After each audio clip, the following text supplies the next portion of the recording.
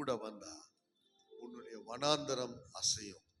உனக்கு விரோதமான மலைகள் எல்லாம் அசைவதை நீ பார்ப்பாய். ஆண்டவரை கூடைய வச்சுக்கோ. சொல்லுங்க, அடிக்கடி சொல்லுங்க, கர்த்தருடைய ஆவியானவர் என் மேல இருக்கிறாரு, அவர் எனக்குள்ள வாசம் செய்யறாரு, அவர் மேல இருக்கிறாரு, உள்ள இருக்கிறாரு, கூட இருக்கிறார். அவர் மேல இருக்கிறாரு, உள்ள இருக்கிறாரு, கூட இருக்கிறார். இப்படி நடக்கும்போது நீங்க ஒரு ராஜகுமாரன் மாதிரி நடக்கிறீங்கல்ல, நீங்க போற இடம் எப்படிப்பட்ட வீடு வனாந்தரமா இருந்தாலும் அங்கே ஆண்டவர் செழிப்பாக மாற்றி விடுவார். ஹல்லேலூயா. வனாந்தரத்தை மாத்தணுமா? ஆண்டவரை கூட வச்சுக்கோங்க. தேவன் கூட இருப்பதால் அசைவு.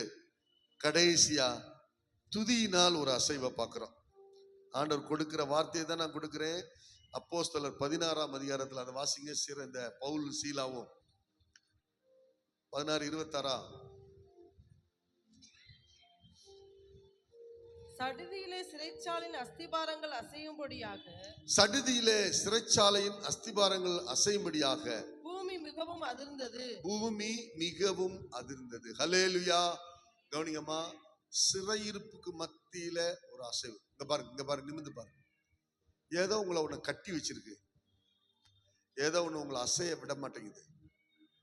இரும்பு கம்பிகளுக்குள்ள நடுவுல மாட்டிக்கிட்டீங்க, வெளியவே வரவே முடியாது. இதுல இருந்து வெளியே வர்றதுக்கு எனக்கு சான்ஸே கிடையாது அப்படிங்கிற நிலைமையில இருந்தாலும் சில குடும்பங்கள் அப்படி இருக்குது. நெடு நாட்களா சிறைக்குள்ள இருக்கிற மாதிரி அனுபவத்துல நான் இருக்கேன்னு சொல்ற சில குடும்பங்கள் இங்க இருக்குது. உங்களுக்கு சொல்றாரு, உன் சிறையிருப்பின் மத்தியில நீ துதிக்க முடியுமா? அல்லேலூயா.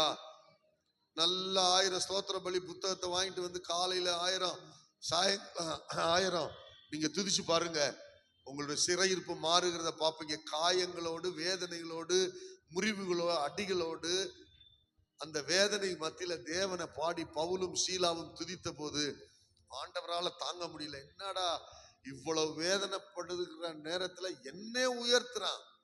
பல நேரத்துல பாடுகள் வந்தா நம்ம உயர்த்தி தான் பேசுவோம். எனக்கு அப்படி கஷ்டம் வந்துச்சு, இப்படி கஷ்டம் வந்துச்சு, நம்மளை உயர்த்தி பேசுவோம்.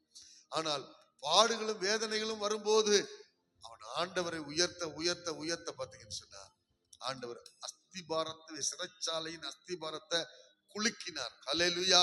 உங்க சிறையிருப்ப குலுக்கணுமா? ரொம்ப வேதனையான நேரத்துல துதிங்க. கர்த்தரை நான் எக்காலத்திலும் துதிப்பேன். அவர் துதி இன்பமானாலும் சரி, துன்பமானாலும் சரி, எக்காலத்திலும் என் வாயில் இருக்கும் என்று சொன்னார். நான் கேட்கிறோம், மறந்து போயிடும். கேட்கிறோம், மறந்து போயிடும். அடுத்து துதியால் அசைவு எங்க? அதாவது உன் பலத்துக்கு மிஞ்சினவைகளை அசைக்கக்கூடிய பலன் எங்க இருக்குன்னா துதியில தான் இருக்கு. அல்லேலூயா.